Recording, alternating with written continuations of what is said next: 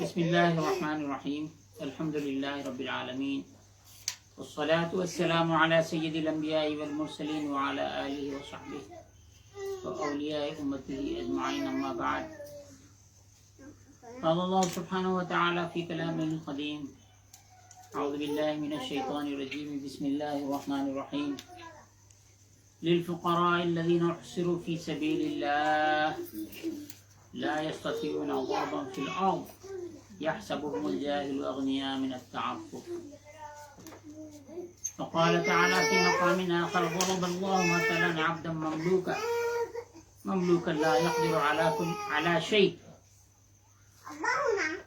وقال تعالى في مقام آخر تتجافى جنوبهم عن المضاجع يدعون ربهم خوفا وطمعا. صدق الله مولانا العظيم وصدق رسوله النبي الأمين الكريم ونحن على ذلك لمن الشاهدين والشاكرين والحمد لله رب العالمين. برادران اسلام، برادران طریقت، سامعین کرام، سامعات کرام، آج الحمدللہ کشف المحجوب شریف کا 20واں درس ہے. یہ ہفتہ واری درس رات 9 بجے سے 10 بجے تک دیا جا رہا ہے. سرما کے موسم کی وجہ سے 9 سے 10 کر دیا گیا اور موسم کی تبدیلی کے بعد انشاءاللہ وقت تبدیل کیا جائے گا. اب ہم یہ کشف المحجوب شریف کا دوسرا چیپٹر پڑھ رہے ہیں.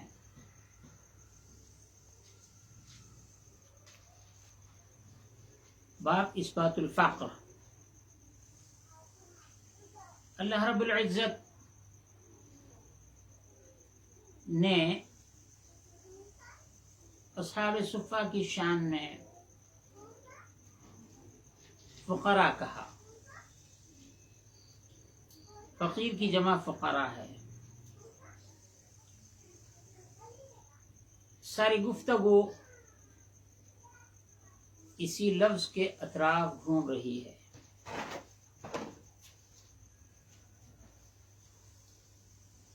گزشتہ درس جہاں پر ہم نے ختم کیا تھا پنکھا بند ہے. گزشتہ درس جہاں پر ہم نے ختم کیا تھا وہ یہ ہے کہ فخر ایک رسم ہے. فخر ایک رسم ہے اور ایک حقیقت ہے. رسم کے لفظی معنی صورت کے ہوتے ہیں. عربی میں رسم، ر سین میم، رسم کے معنی تصویر، فوٹو جس کو ہم کہہ سکتے ہیں، امیج جس کو ہم کہہ سکتے ہیں. آپ جو میرا چہرہ دیکھ رہے ہیں یہ امیج ہے. تو درویشی کا بھی ایک امیج ہے، اس کا ایک ظاہر ہے اور اس کی ایک حقیقت ہے. آج یہاں درس یہاں سے شروع ہوتا ہے.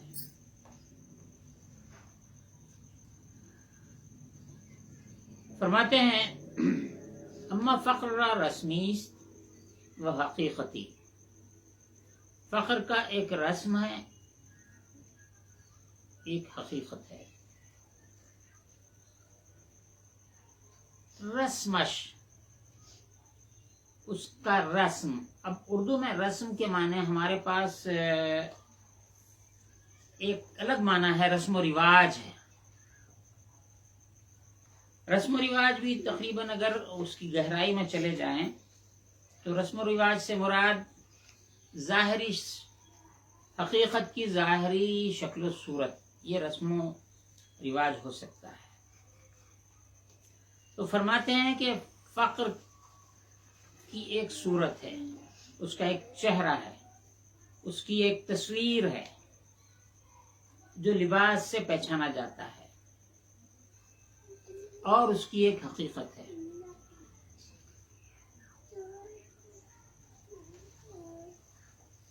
رسمش اس کی رسم، اس کی تصویر، اس کا ظاہر افلاس و اضطرار است. یہ داتا گنج بخش کے الفاظ ہیں. اس کی جو رسم ہے، اس کی جو صورت ہے، اس کا جو ظاہر ہے وہ افلاس ہے، دیکھنے میں مفلس معلوم ہوتے ہیں.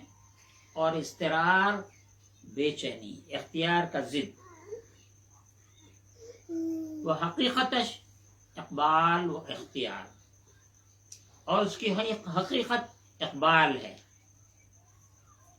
بزرگی ہے، قبول حق ہے اور اختیار ہے.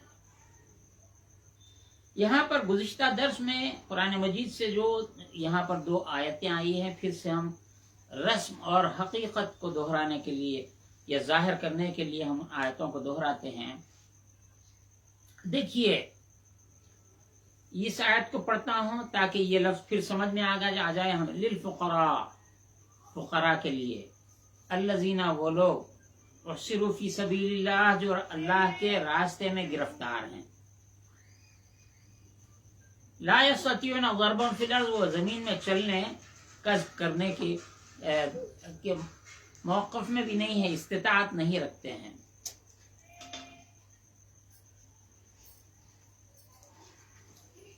یحسبهم الجاہل اغنیاء من التعفف، اور جاہل ان کو غنی سمجھتے ہیں. ان کے لباس اون کے تھے اور گرمی کی وجہ سے ان کے لباس سے پسینوں کی بو آتی تھی. تو یہ رسم ہے، ان کا ظاہر ہے. لیکن حقیقت کیا ہے؟ اللہ کے نزدیک وہ مقبول ہیں. اللہ فرماتا ہے کہ تمہارے مالوں میں ان کا حق ہے. پھر ان کی بڑائی بیان کرتا ہے، ان کی بزرگی بیان کرتا ہے. فرماتا ہے کہ وہ لوگ ہیں جو راتوں کو اپنے خوابگاہوں سے جدا ہوتے ہیں اور اللہ کو پکارتے ہیں خوف کے ساتھ، طمع کے ساتھ. ان کی تنگدستی اور فقر و فاقہ کا جو بیان یہاں پر سامنے آتا ہے کہ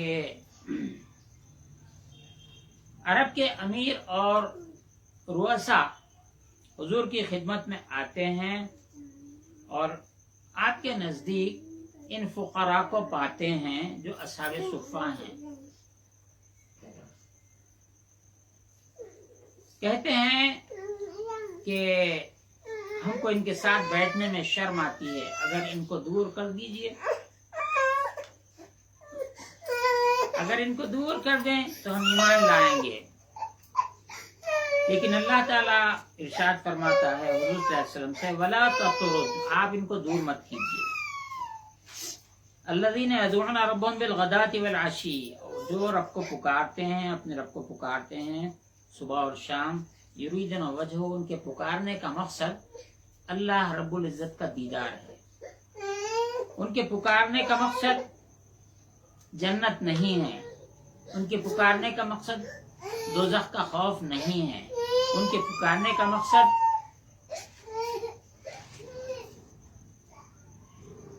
اللہ کا دیدار ہے.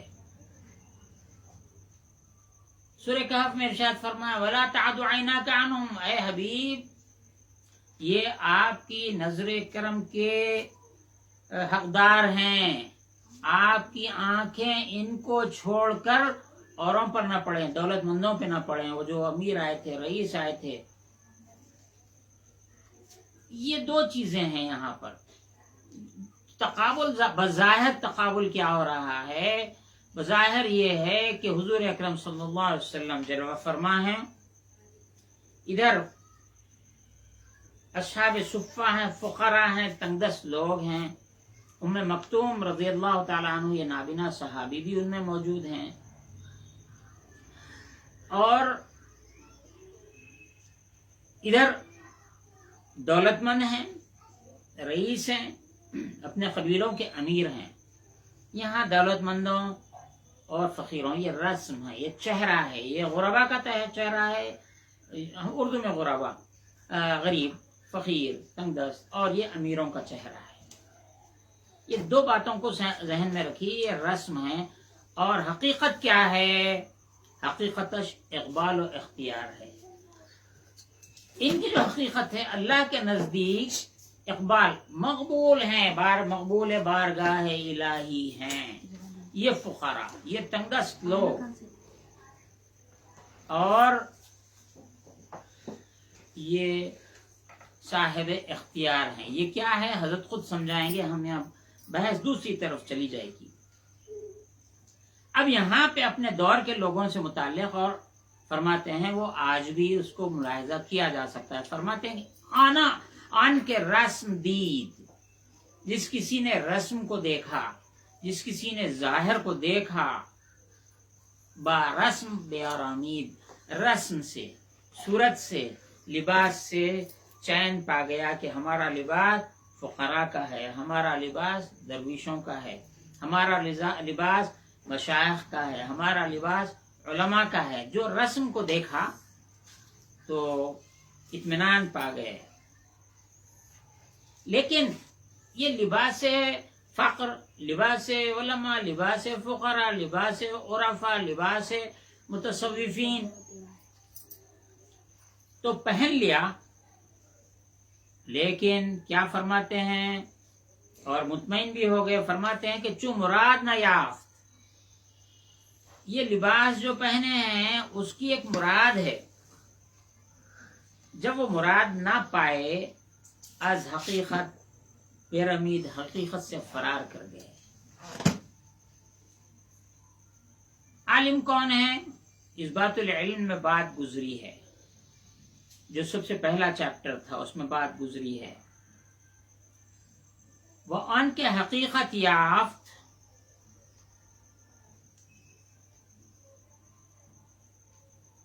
ہاں بات یہاں آن کے رسم دید با اسم بیارامید، جس نے رسم کو دیکھا، صورت کو دیکھا، اس سے آرام پا گیا. چو مراد نہ یافت، جب مراد کو نہ پایا، از حقیقت بے رمید، و آن کے حقیقت یافت، حقیقت کی طرف چلے جو اس نے حقیقت کو پایا. رو از موجودات، اپنا چہرہ موجودات سے. موجودات کیا ہے؟ زمین اور اس کی کل مخلوق یا جو یہاں زمین پر ہے. انسان ہیں، جانور ہیں، جن ہیں اور جانور سمندری، زمینی، صحرائی، آبادیوں والے، سب جتنی موجودات ہیں، اور آسمانی مخلوقات، ان سب سے اپنا چہرہ موڑ لیا. فقر کی جو حقیقت جس نے پا لیا، اس نے موجودات سے اپنا چہرہ موڑ لیا. بفنا و بفنا کل، اندر رویت کلی شتاف، اور تمام کی فنا کے ذریعے سے اس نے اپنا چہرہ پلٹا لیا. ہر شے فنا ہونے والی ہے. جس نے ان موجودات کو بنایا، ان موجودات کو پیدا فرمایا، موجودات سے منہ موڑ کر موجودات کے پیدا کرنے والے کی طرف رخ کیا، سب کو چھوڑ دیا. فرماتے ہیں من لم یعرف سوا رسمہ لم یسمع سوا اسمہ، جس نے رسم کے سوا نہ پہچانا، رسم و رواج بھی لے لیجئے، ظاہر کو بھی لے لیجئے، لم یسمع سوا اسمہ، اس نے اس فقیری کے نام کے سوا کچھ نہ سنا. فقیری سنا، فقیری کا نام سنا. میں اس پہ حاشیہ چڑھانا یا بات سمجھانے کی اس لیے مزید کوشش نہیں کر رہا ہوں کہ آگے خود مباحث، بہت زبردست مباحث آ رہے ہیں. یہ لفظ پر بھی اور ہم بات کر سکتے ہیں، لیکن خود آگے آ رہا ہے. پس فقیر آن بود، پس فقیر وہ ہوتا ہے کہ هیچ چیزش نباشد و اندر هیچ چیزش خلل نیاید.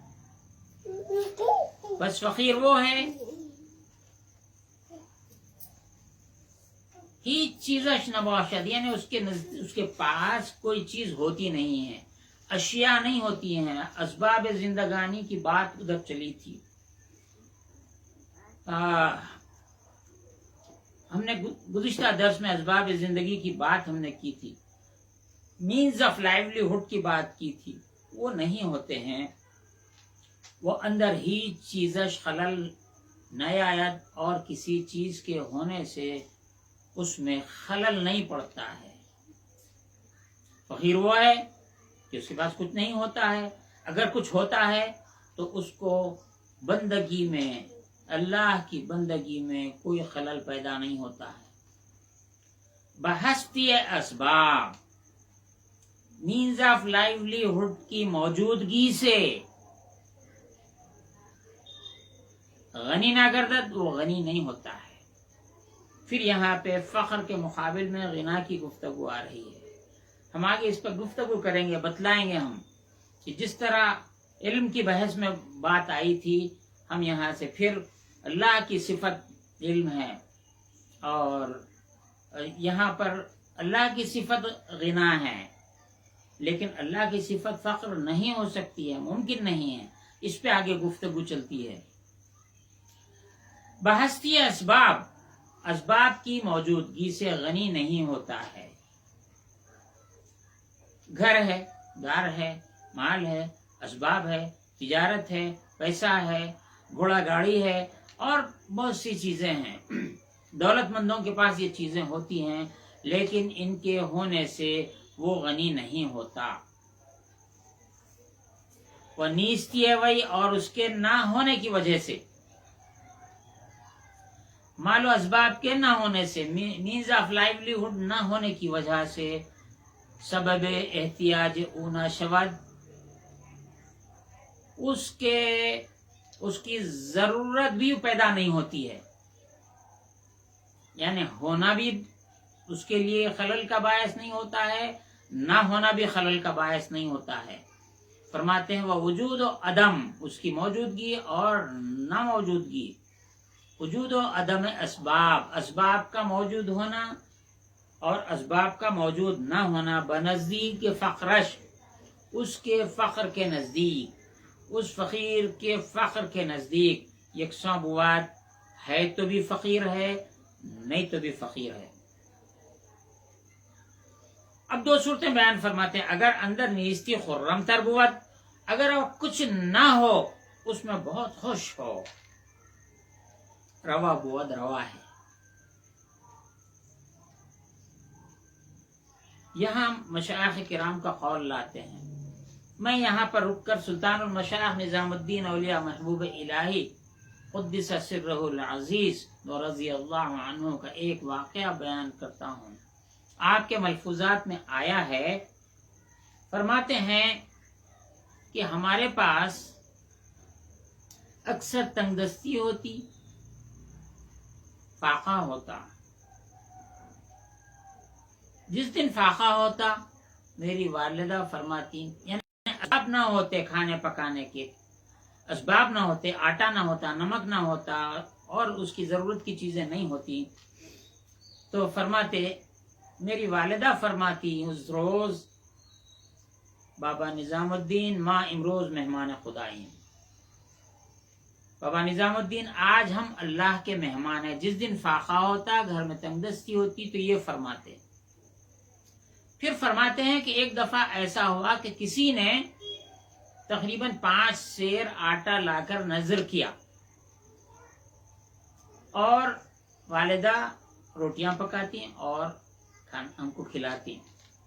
تو 5 سیر آٹا بہت دن تک چلتا رہا اور میں پریشان ہو گیا، میں بے چین ہو گیا، انتظار کرنے لگا کہ یہ آٹا کب ختم ہوگا اور میری والدہ کب فرمائیں گی بابا نظام الدین ماں امروز مہمان خدائی.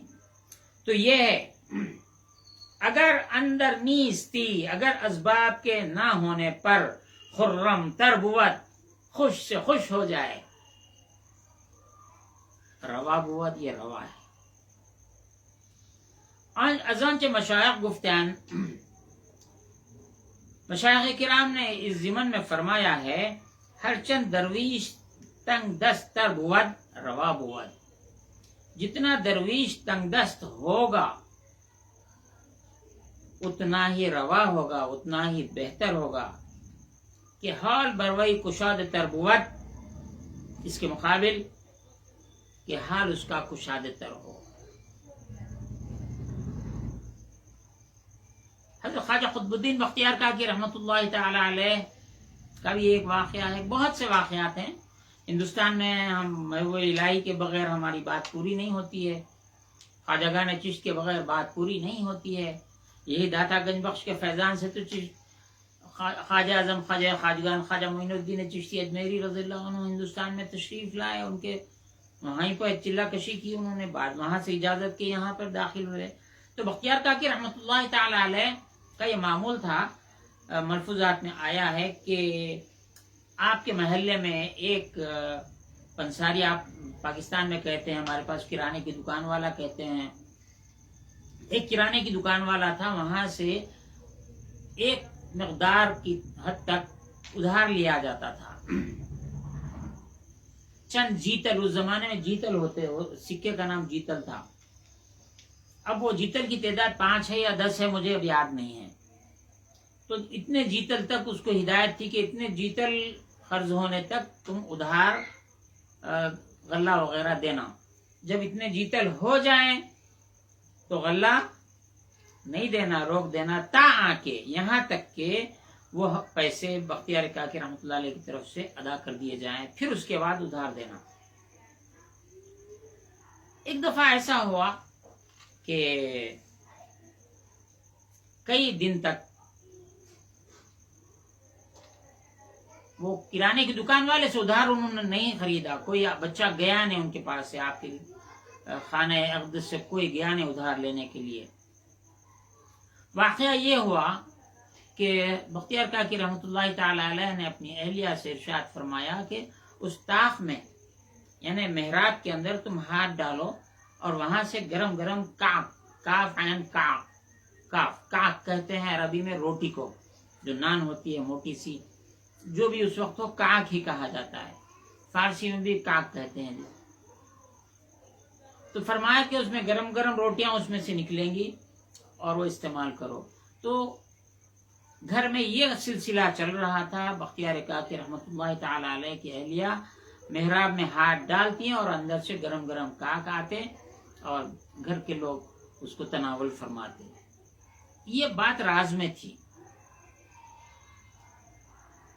ایک دن وہ جو کرانے کی دکان والا تھا، وہ کرانے کی دکان والا آپ کے قطب الدین بختیار کاکی رحمۃ اللہ تعالی علیہ کے ایک فرزند تھے، ان سے پوچھا کہ کیا سرکار ناراض ہیں، حضور ناراض ہیں کہ ہمارے پاس سے ادھار نہیں لے رہے ہیں، ایک عرصہ ہو گیا۔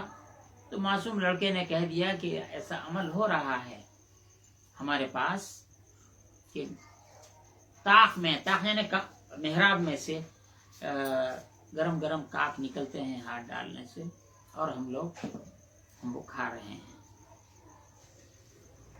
جیسے یہ بات اس فرزند نے کی، ادھر طاق میں سے گرم کاک نکلنا بند ہو گئے۔ آپ کے پاس شکایت کی گئی، اہلیہ نے شکایت کی کہ اب اس طاق میں سے، اس محراب میں سے گرم کاک نہیں نکل رہے ہیں۔ آپ نے فرمایا کس گردن شکستہ نے اس راز کو فاش کیا؟ گردن شکستہ، گردن ٹوٹا ہوا، کس نے فاش کیا؟ یعنی کس شخص نے یہ بات باہر بیان کی؟ آپ کا یہ کہنا تھا کہ آپ کے وہ فرزند گرے اور گردن ٹوٹ گئی اور ہلاک ہو گئے۔ تو یہ بات ہے، ہر چند درویش تنگ دست تر بود روا بود، جتنا تنگ دست ہوگا اتنا ہی بہتر ہوگا کہ حال بروئی کشادہ تر بود، اس کے مقابل کہ اس کا حال کشادہ تر ہو۔ زیرا کہ وجود معلوم مر درویش را شوم بود، وجود معلوم یہ وجود اشیاء، درویش کے لیے برا ہوتا ہے اشیاء کا رہنا۔ یہاں رک کر ایک بات ہم سمجھانا چاہیں گے۔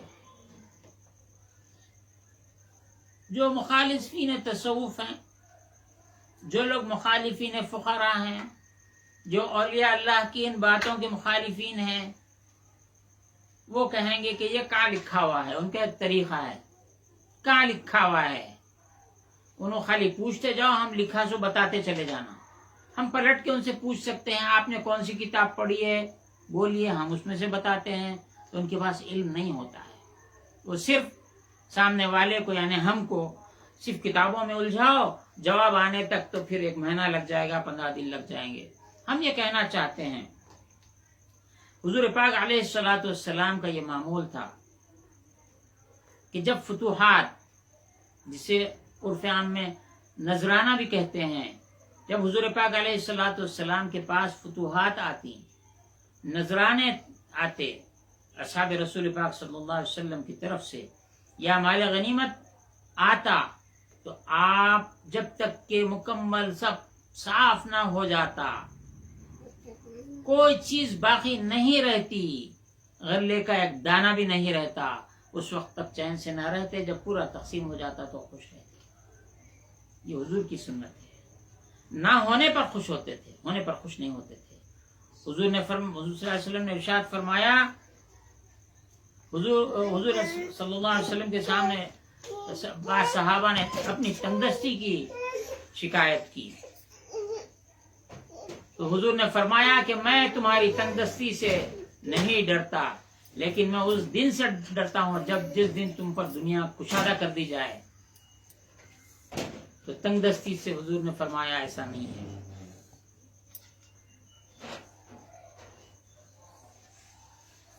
زیرا کہ وجود معلوم بر درویش را شوم بود، اشیاء کی موجودگی درویشوں کے لیے بری ہوتی ہے تا حدی۔ اس میں ایک یہاں پہ کنڈیشن کے ساتھ لا رہے ہیں ایک بات، تا حدی کے ہی چیز را در بند نہ کند، یہاں تک کہ کسی چیز کو اپنے پاس اسٹاک نہ کرے، در بند نہ کند یعنی بند کرنا، قبضے میں رکھنا، الا سوائے اس کے کہ بدون مقدار، اس مقدار تک، اس حد تک اندر بند شود، اس حد تک پابند رہے، پس زندگانی اس حد تک رہے کہ اس حد تک رہے جتنی اس کی اب موجودہ ضرورت ہے۔ یہاں پہ جملہ قدیم زمانہ ہے، 1000 سال پرانی فارسی ہے، یہ بات مکمل یہاں ہو گئی۔ پس زندگانی دوستان حق، پس حق کے دوستوں کی زندگی، فارسی میں دوست، عربی میں ولی، اللہ کے اولیاء کی زندگی با الطاف خفی، اللہ کے خفی چھپے ہوئے الطاف اور مہربانیوں اور اسرار بحری، جو اللہ کی ظاہری نعمتیں ہیں اور باطنی الطاف ہیں، ان کے ساتھ ان کی زندگی ہوتی ہے۔ سرن و علانین اس کو بھی کہیں، جو اللہ تعالی کے نعمتیں ہیں چھپی ہوئی اور ظاہر، اللہ کی نعمتوں کے ساتھ ان کی زندگی گزرتی ہے، باحق اللہ تعالیٰ کے ساتھ، نہ بآلات دنیا، دنیا کے آلات سے نہیں ہوتی، نہ بآلات دنیا غدار، یہ غدار دنیا سے نہیں۔ گلستان میں شیخ سعدی رحمۃ اللہ تعالی علیہ نے، شیخ سعدی شیرازی نے فرمایا کہ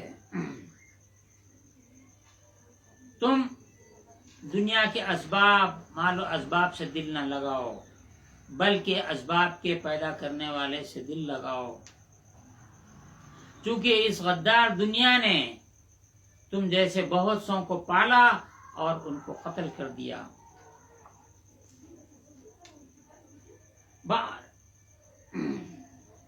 اللہ کے دوستوں کی زندگی اس کے الطاف اور مہربانیوں، ظاہری و باطنی مہربانیوں کے ساتھ ہوتی ہے، دنیا کے غدار دنیا کے آلات سے نہیں ہوتی ہے.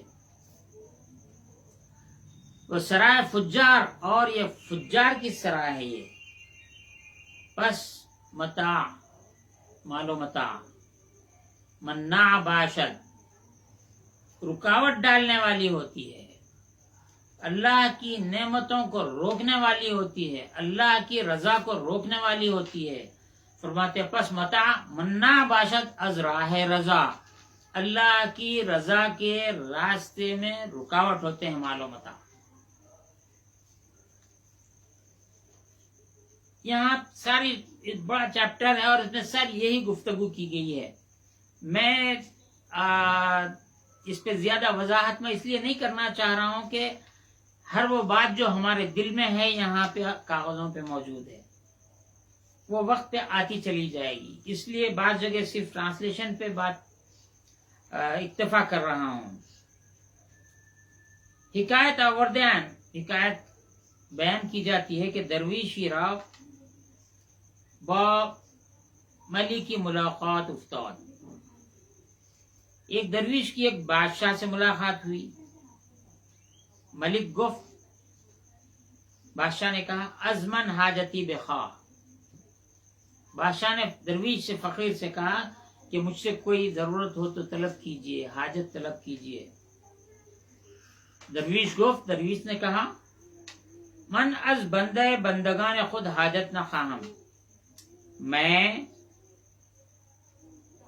میرے غلاموں کے غلام سے کوئی حاجت نہیں طلب کرتا. جبکہ بادشاہ مخاطب ہے، بادشاہ کو کہہ رہا ہے، اگر دوسرے الفاظ میں کہوں کہ میرے غلاموں کے غلام سے میں حاجت طلب نہیں کرتا، تو میرے غلاموں کا غلام ہے، تجھ سے کیا طلب کروں. یہ آج کا نارمل سینس یہ ہے. گفت، بادشاہ نے کہا ان چگونے باشد، یہ ایسے کیسے ہو سکتا ہے. گفت، اس فقیر نے کہا، اس درویش نے کہا مرا دو بندیان، میرے دو غلام ہیں، کہ آن ہر دو، کہ وہ دونوں خداوندان توان، جو تیرے خداوند ہے، تیرے مالک ہیں، تیرے آقا ہیں. ایک ہی ہرس، یہ دیگر عمل. ایک ہرس ہے اور ایک امیدیں ہیں. میں پھر سے شیخ سعدی یاد آ گئے.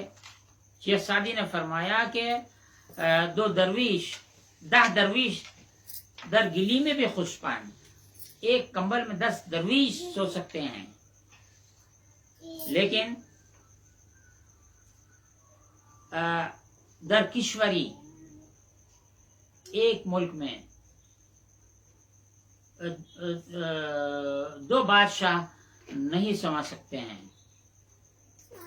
آگے ارشاد فرمایا کہ اگر بادشاہ ایک ملک فتح کر لے، ایک اقلیم فتح کر لے، اقلیم کہتے ہیں کانٹیننٹ کو، اگر ایک کانٹیننٹ کو فتح کر لے تو اس کا دل دوسرے کانٹیننٹ کو فتح کرنے میں لگا ہوا رہے گا. اس کا نام عمل ہے. الف میم لام. عمل جو ہم کہتے ہیں وہ عین کا عمل ہے، وہ عمل لینے آپ جو کام کر رہے ہیں وہ. یہ الف سے عمل، امیدیں. تو تو جس کا غلام ہے، حرص کا غلام ہے اور خواہشات کا غلام ہے.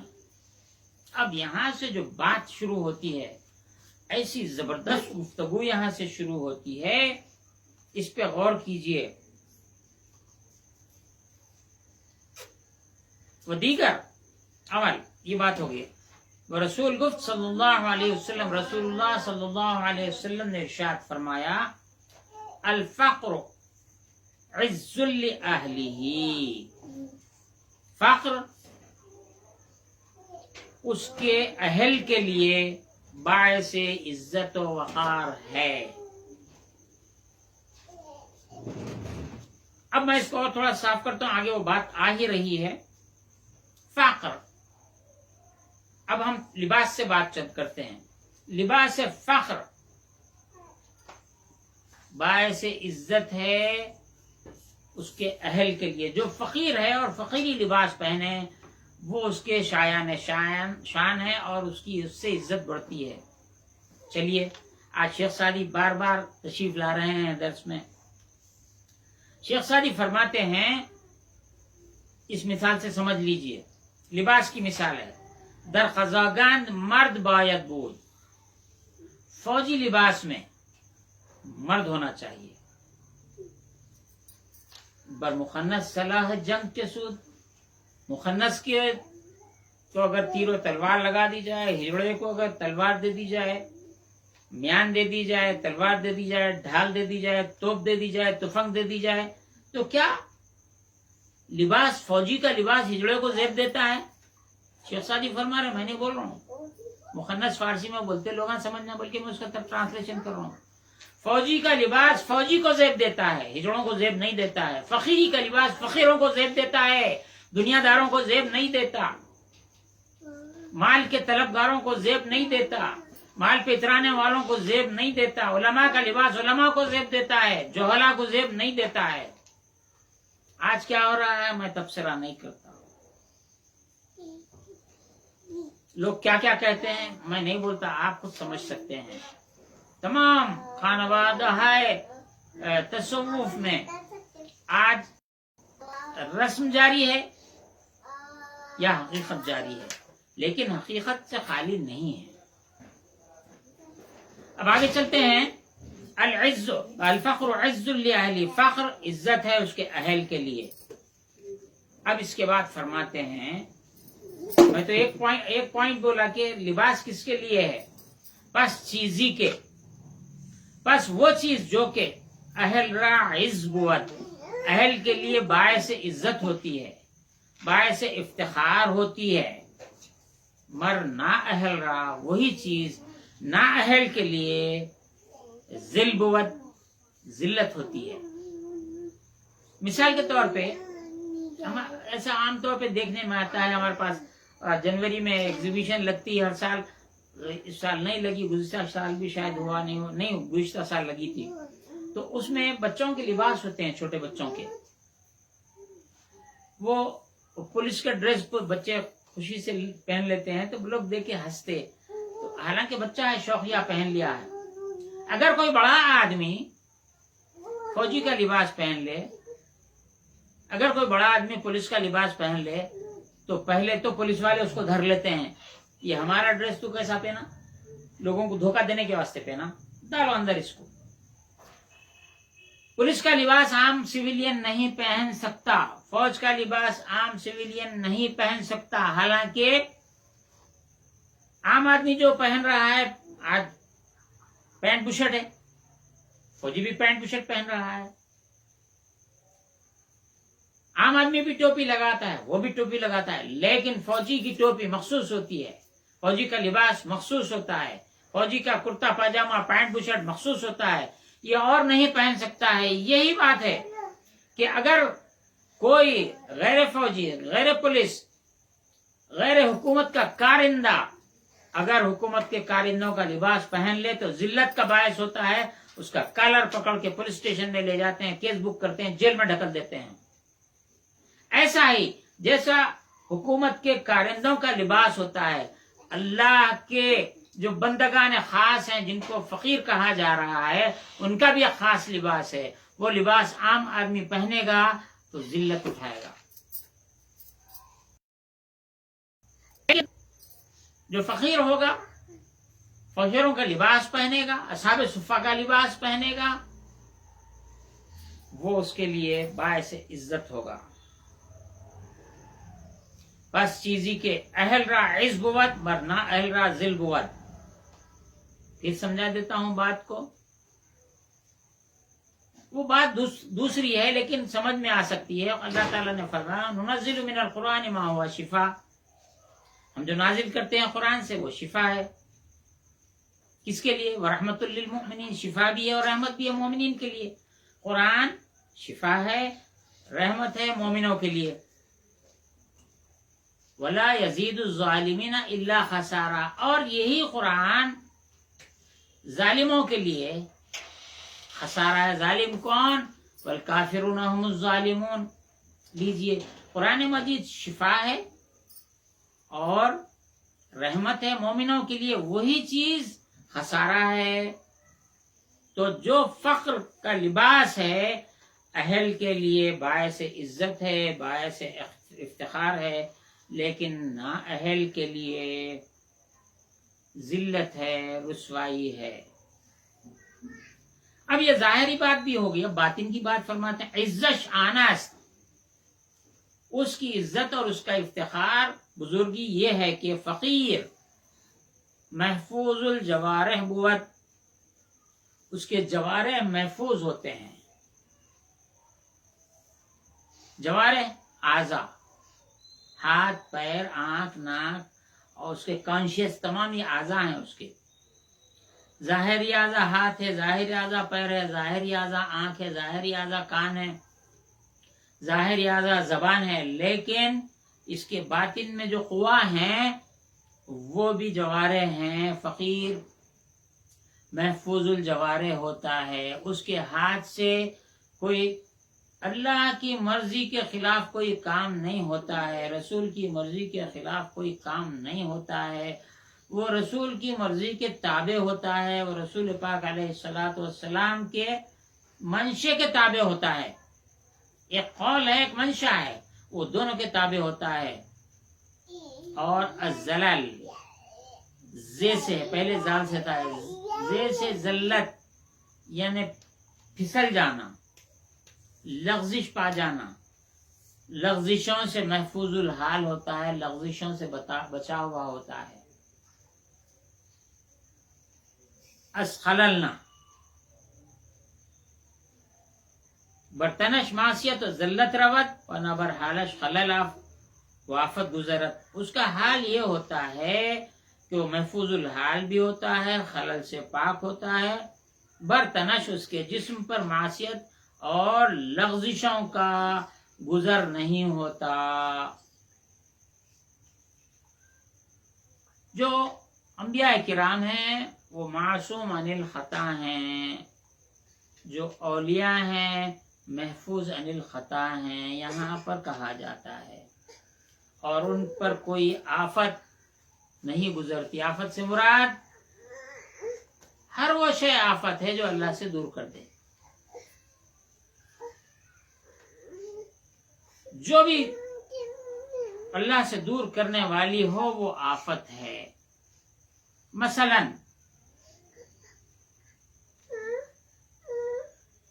علم حاصل کیا، جیسے علم کے باب میں گزرا، علم حاصل کیا لوگوں کے درمیان اکڑ کر چلنے کے لیے، عالم کہلانے کے لیے، یا مناظرہ کر کے سامنے والے کو نیچا دکھانے کے لیے، تو یہ علم اس کے لیے آفت ہے. علم اس لیے حاصل کیا کہ اللہ کی معرفت اس کے ذریعے حاصل کرے، تو یہ اس کے لیے آفت نہیں ہے، رحمت ہے.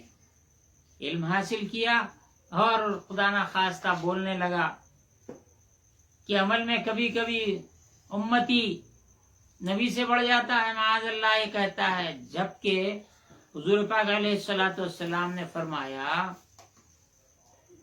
اگر تمام کائنات کے جتنے ہیں لوگ ان کا جو عمل ہے ایک پلے میں رکھ دیا جائے اور ابو بکر کا رضی اللہ تعالیٰ عنہ کو عمل ایک میں رکھا جائے تو ابو بکر کا پلہ بھاری ہو جائے گا.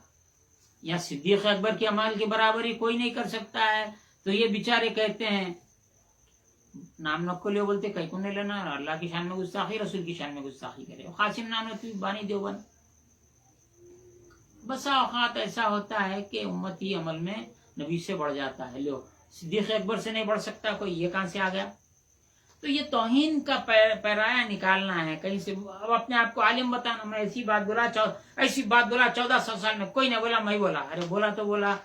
ہمارے پاس دکنی میں محاورہ ہے، بچہ بات کرا نہیں کرا تو ہم مرو باوا مرو بولا. مراٹھی کی ایک کہاوت ہے، مراٹھی میں کہتے ہیں ایک بچہ تھا بات کرتے، جل جان دو مر جان دو میرے کو کیا کرنا ہے. اس کا تکیہ کلام تھا. بات کرتے بولتا جل جان دو مر جان دو میرے کو کیا کرنا ہے. شادی میں کوئی جا رہے تھے، مہاراشٹرا کا ہے، غیر مسلموں میں یہ بات بہت مشہور ہے، انہوں نے ہی سنایا ہے مجھے کہ شادی میں جا رہے تھے تو بچہ تو چھوٹی عمر کا تھا، اس کو عادت پڑ گئی تھی. لوگ بولے بھائی نے جائیں گا شادی میں، کچھ بھی دلہا دلہن کو بول دیں گا تو پریشانی ہو جائیں گی، لہٰذا اس کو نہیں لے کے جانا، میں پڑوس میں چھوڑ کے چلے جائیں گے. پڑوس والے رکھنے کے لیے بھی راضی ہو گئے. بچہ بھی رونے لگا. लोग बोले ले जाओ उसको, समझाओ करो। लोग काफिला निकल गया, लेकिन गांव के बाहर जाने तक बच्चा बहुत रोने लगा। फिर बोले देख तो कुछ भी नहीं बोलता ना, जल जान दो मर जान दो, कुछ तो नहीं बोलेगा ना। तो उन्हें बोला देखो मैं कुछ भी नहीं करता, खाता हूं सो जाता हूं, मंडप जल जान दो, दूल्हा दुल्हन मर जान दो, मैं कुछ नहीं बोलूंगा। बोला मगर बोला तो ये कासिम नानोती वही है। क्या है, अमल में नबी से बढ़ जाता है बसा औकात, अल्लाह को नहीं छोड़ा। अल्लाह झूठ बोलने पे कादिर है, बोल दिया माज़अल्लाह, इम्कान है किस। अरे अल्लाह हर नक्श से पाक है, ऐप से पाक है।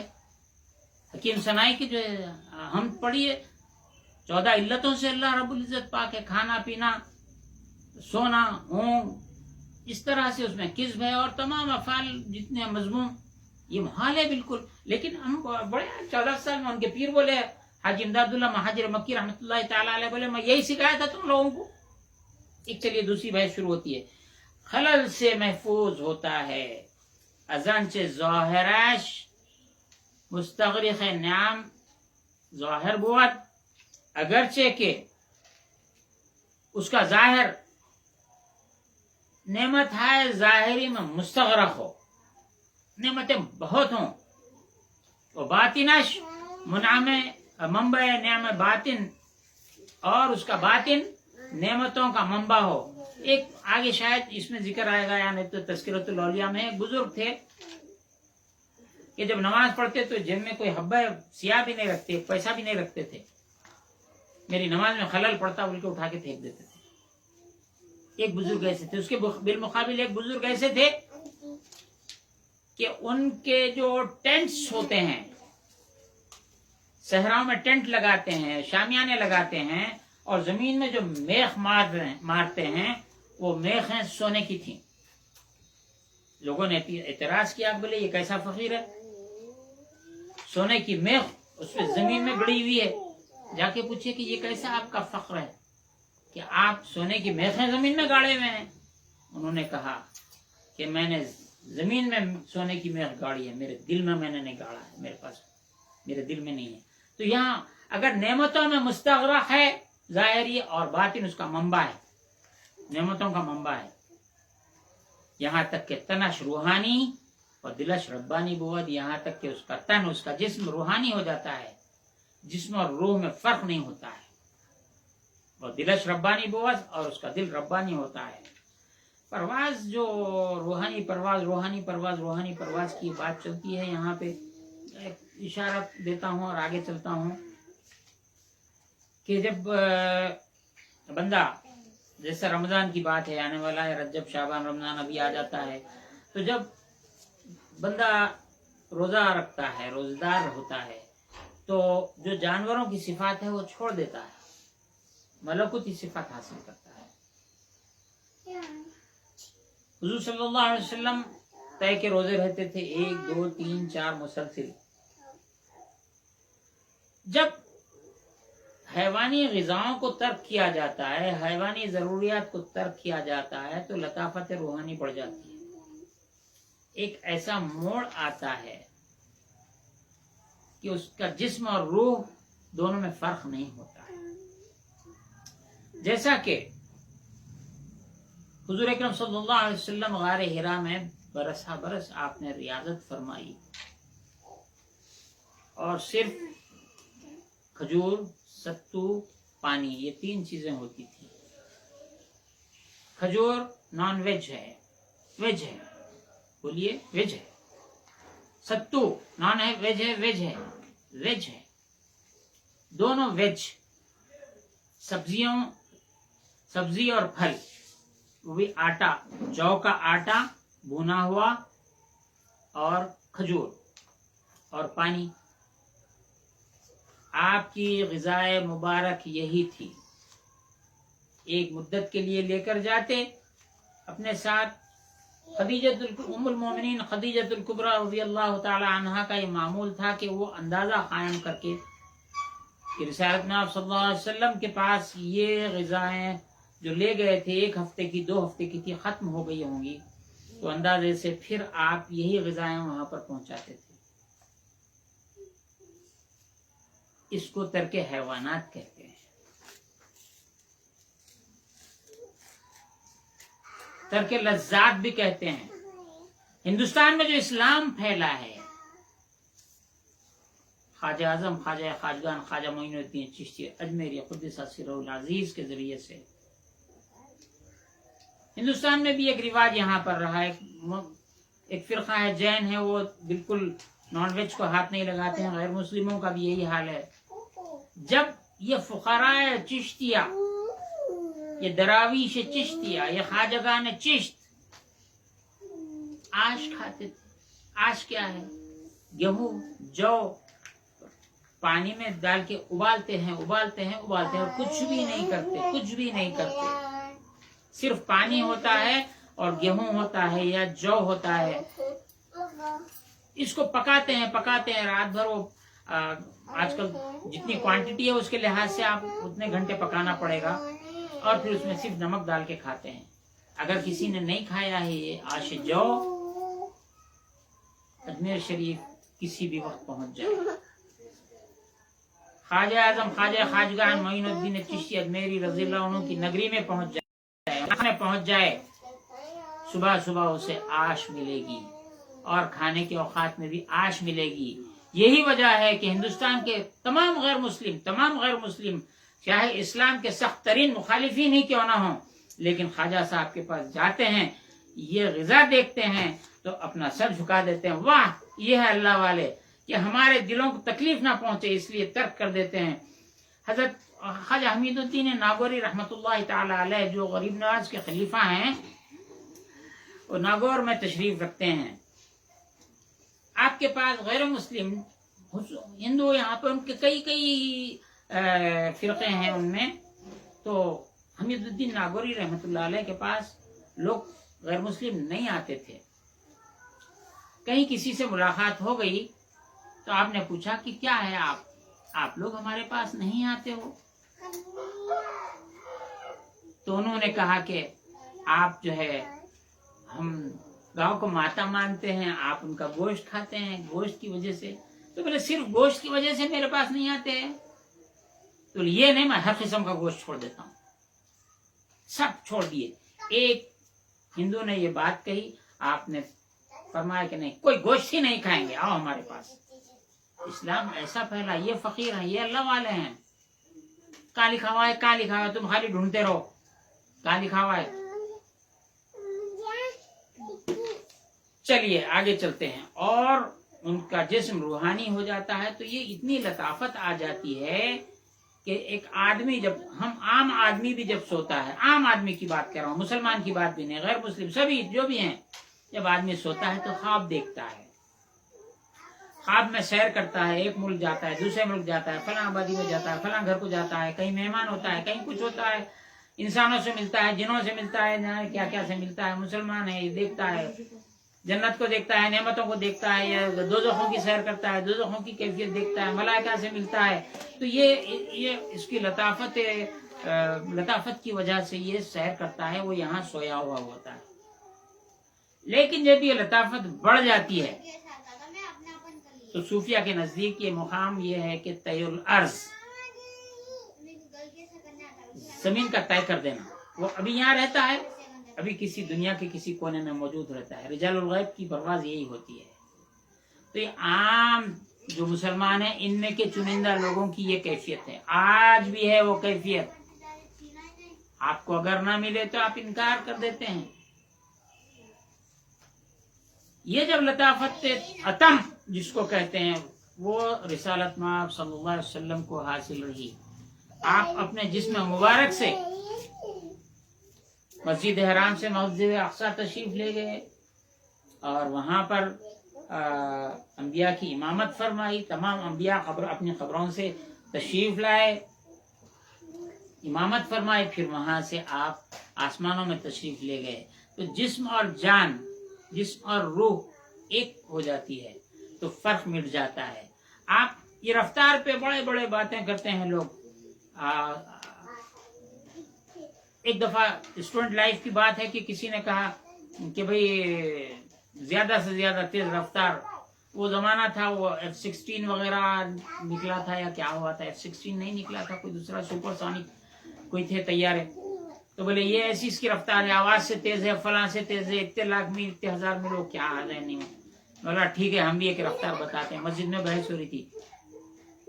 بولا ذرا یہ اوپر دیکھو کیا جا رہا. دیکھا اوپر ایسی دیکھے، دیکھتے کیا ہے، کیا ہے، آسمان نظر آ رہا. کتنی دور ہے؟ بولا آسمان. نظر کی رفتار دیکھ لیے کتنی رفتار ہے. ہماری نظر کی یہ رفتار ہے. جو اللہ کے نور سے دیکھتا ہے اس کی نظر کی رفتار کیسی رہ سکتی ہے؟ حجاب ہی نہیں ہوتا ہے. باہر کا ہے. اور یہ ان کا جو حال ہے فقراء کا، کہتے ہیں کہ خلق را بدو حوالت نمان، وہ آدم را بدو نسبت نہ. اور مخلوق کو یہاں آدم سے مراد انسان ہے. اور فارسی میں عام طور پہ ان آدم کو یہ آدمی بولا ہے، جیسے ہمارے پاس بولتے آدم کہتے ہیں، اس کو عام آدمی سے نسبت نہیں ہے. فقراء کی جو کیفیت ہے، تاز حوالت خلق و نسبت آدم فقیر باشد، آدم فقیر باشد. اور یہ جو ہے اللہ رب العزت کے جو حوالے ہوتا ہے وہ مخلوق کے حوالے ہونے والے میں، اس میں دونوں میں فرق ہوتا ہے. اور اللہ تعالیٰ کے پاس انسان کا نام فقیر ہے. بے ملک ان عالم، اس عالم کی ملکیت سے، اس کے پوزیشن سے، اس کے پاس اسباب رہنے سے وہ غنی نہیں ہوتا. غنی نہ گردد اندرین عالم، اس دنیا میں. بملک آن عالم غنی نہ گردد، اور بے ملک آن، اور اس ملک سے غنی بھی نہیں ہوتا ہے. اندران عالم و کونین، اس عالم اور یہ عالم، دونوں عالم کی بات کر رہے ہیں. اندران عالم و کونین، اندر پلے ترازو فخرش، فخر کے ترازو کے پلے میں. یہ پلے جو ہوتے ہیں دونوں عالم، دنیا یا آخرت، سب دونوں عالم در پلے ترازو فخرش، اس کے فخر کے ترازو کے پلے میں بے پر پش نہ سنجد. پش کہتے ہیں مچھر، مچھر کے پر کے برابر بھی اس کا وزن نہیں ہے. دونوں عالم کا نہیں ہے، دنیا کا ہے نا آخرت کا. چونکہ وہ دنیا آخرت کے لیے ان کی زندگی ہی نہیں ہے.